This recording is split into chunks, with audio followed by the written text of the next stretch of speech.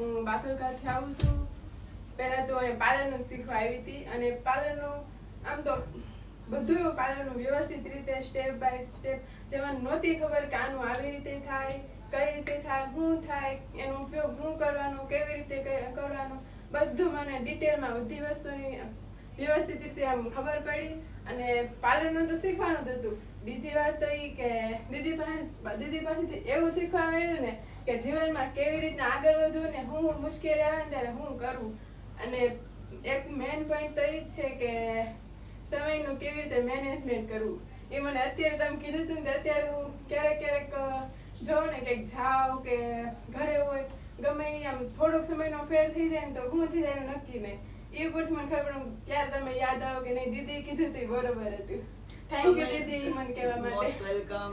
સમયનું બહુ મહત્વ છે, બરાબર. સમયનું મહત્વ એટલે છે તમે ટાઈમ ટુ ટાઈમ આવતા હોય, અહીંયા ટાઈમ ટુ ટાઈમ કામ શરૂ થાય, પાર્લરનો ટાઈમ જે હોય એ પ્રમાણે જ આપણું કામ શરૂ થઈ જતું હોય, કસ્ટમર એ રીતે આવી જતા હોય.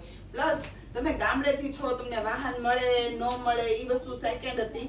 બટ તમે જે અડધી કલાક તમારો જે બહાર બગાડી નાખો ને એમાં તમે અડધી કલાકનું કામ શીખ્યા વગરના તમે રહી જાઓ છો. સમજાણું? ખાસ ઈ કે કેમ કે અડધો દિવસ જ તે આવતી હતી, તમે તો આખું ફૂલ ડે આવતા હતા. બટ ઈ અડધા ટકમાં એને લગભગ 1.5 કલાક શીખી છે, એમાં રજાઓ વધારે પાડી છે, બરાબર ને? એટલે હવે હું કરી શકીશ ને હું આમ કરી શકીશ ત્યારે પાછું દોડવા માંડવાનું, બરાબર. એટલે એ ધ્યાન રાખવાનું. દોડી શકો ત્યાં લગી દોડી જ લેવાનું. મનથી ને માઇન્ડથી હારો ને ત્યારે તમારું જે પ્રગતિ હોય ને એમાં બ્રેક પડી જાય. સમજાણું? એટલે માઇન્ડથી ને મનથી હારો ને ત્યારે શાંતિથી બેસી જવાનું, બરાબર.